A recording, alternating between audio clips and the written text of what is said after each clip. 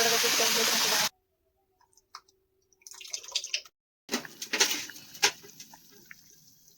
ମାଛ ମୁଣ୍ଡ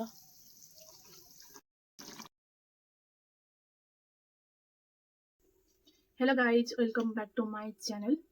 आपण मैंने केमती अच्छा मु तो भलरे अच्छी। आपण मैंने जब मो चैनल नुआ अच्छा तो चैनल को जल्दी जल्दी सब्सक्राइब कर दिखाँ बेसर। तो आज आम बनइबा दही माछ बेसर।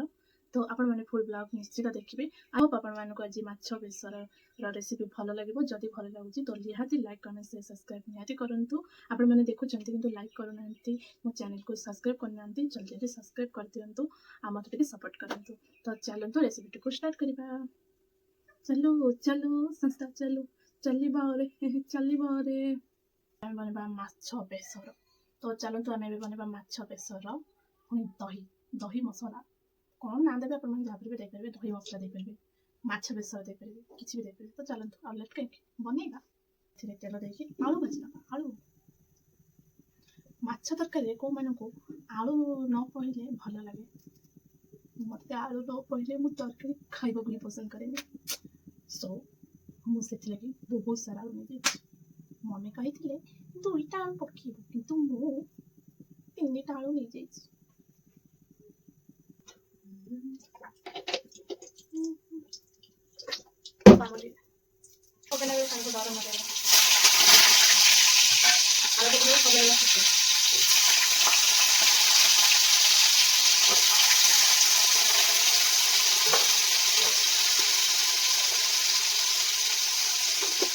लुण हलदी एकाथरे पकईदेवी कारण कम टाइम भाजी हो।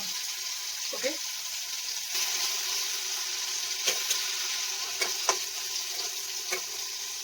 तो जेहेतु आम दही पड़ी जेहेतु आम दही पड़ी माछ तरकारी दही टेस्ट करें कौन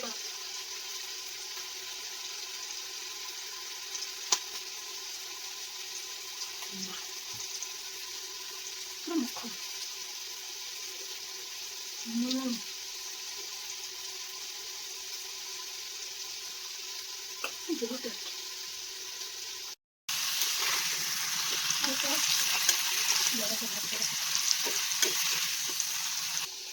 तो ये आम आलू जेहतु भाजी गलानी तो आम आलू पकईद।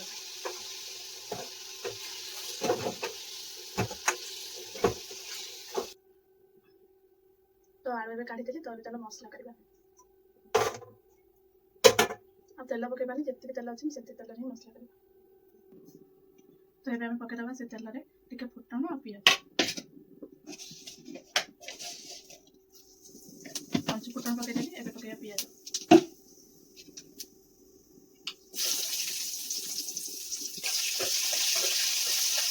भाते पड़ेगा।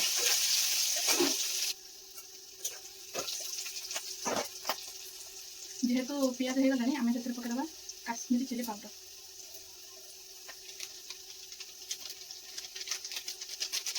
दबा से तेल जमी टिके माने धुआया अंश आसो से मसला देदेव सागे सागे बेस पोड़िया देवे ना तरकार कलर आस। ये टाइम देते तरकार कलर बहुत सुंदर आस। मसला देदेव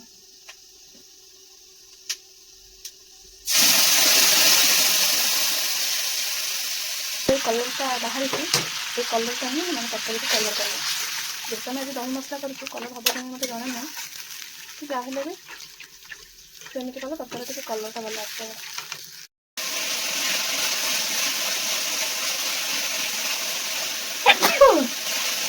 गरम बहुत आज आप कमेंट कर अलग प्रकार कमेंट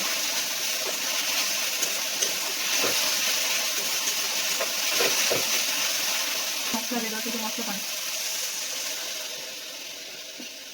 मसला आलू को पकड़ आलू एवं पकईदे कौन हम मसला भितर आलू पकड़ आउ सीझेगा भी बेस टाइम लगे। तरकारीटा मैंने बहुत कम टाइम हो आलू सीझा जो छाड़ती है आमको छाड़ा पड़ेगा। मसला एत सुंदर देखा फोन में देखा मैंने जानी भल लगे मसला तो सुंदर आज जैसे खाली गोटा मसला पकई देते तो सर बास्ना मटन मटन मटन खाती ना जैसे खाए मो लाइफ आज पर्यटन करनी आज पर्यटन भी मैंने आगे भी करनी मुझे भावी कौन हम कहना झील जन्म पर ମୁଁ ଖାଇଛି କିନ୍ତୁ କେବେ ବି ମାନେ ମଟନ୍ ରୋଷେଇ କରିନି। ଖାଇଛି ବୋଲି କ'ଣ ସେମିତି ଆଉ ନର୍ମାଲ୍ ଆଉ। କିନ୍ତୁ ଟିକେ ଆଜି ପର୍ଯ୍ୟନ୍ତ କେବେ ମଟନ୍ ରୋଷେଇ କରିନି। ଯଦି ହୁଏ ଘରେ କରନ୍ତି ମୁଁ କେବେ କରିନି। ପରିବା ଖାଇବା ଭିତରେ ବହୁତ ପସନ୍ଦ ଅଛି। ସେମ୍ କପଡ଼ା ଦିଏ କିନ୍ତୁ ମୁଁ କେବେ କରିନି ଆଉ। ସେଟା ମସଲା କେତେ ସୁନ୍ଦର ଏଇ ମସଲାରେ ଦହି ପାଣି ଦେବାର ହେଇଗଲାଣି। ମାନେ ପୁରା ମସଲା ସହିତ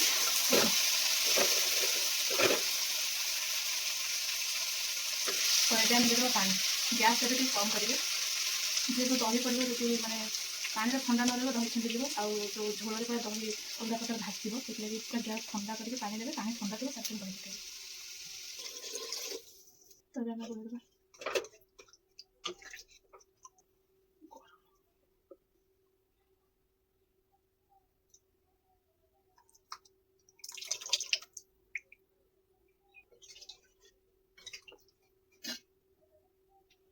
ତ ଦହି ପକାଇଲା ପରେ ଆମେ ଟିକେ ଗୋଳେଇଦେବା।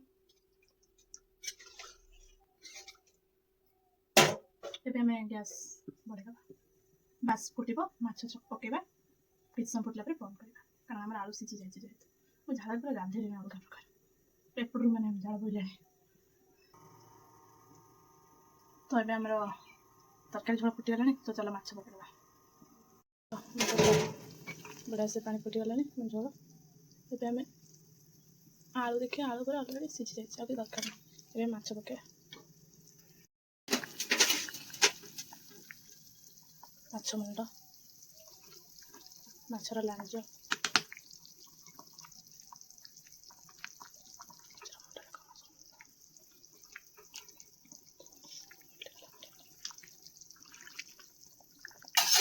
ଏମିତି କରି ସବୁ ପିସ୍ ପକାଇଦେବା।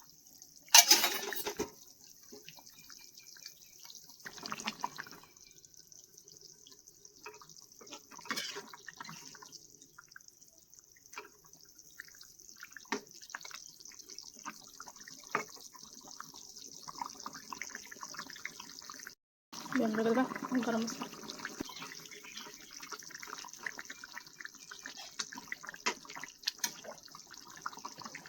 ତ ସାଙ୍ଗମାନେ ଆଜି ଆମର ରେଡ଼ି ହେଇଗଲା ମାଛ ଦହି ତରକାରୀ ବା ମାଛ ବେସର।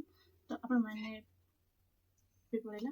ତ ଆପଣମାନଙ୍କୁ ଯଦି ଆଜିର ବ୍ଲଗ୍ ଆପଣମାନଙ୍କୁ ଭଲ ଲାଗିବ ନିହାତି ଲାଇକ୍ କମେଣ୍ଟ ସେୟାର ସବସ୍କ୍ରାଇବ୍ ନିହାତି କରିବେ। ଆଉ ସାଙ୍ଗମାନଙ୍କ ସହିତ ସେୟାର ବି କରିବେ। ଏମିତି ରେସିପି ବନେଇଲା ପରେ କେମିତି କ'ଣ ଲାଗୁଛି ମୋତେ ନିହାତି ଜଣାଇବେ।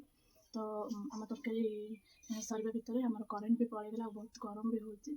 ତ ମୁଁ ଯାଏ ଟିକେ ମାନେ ବାହାରେ ବସେ।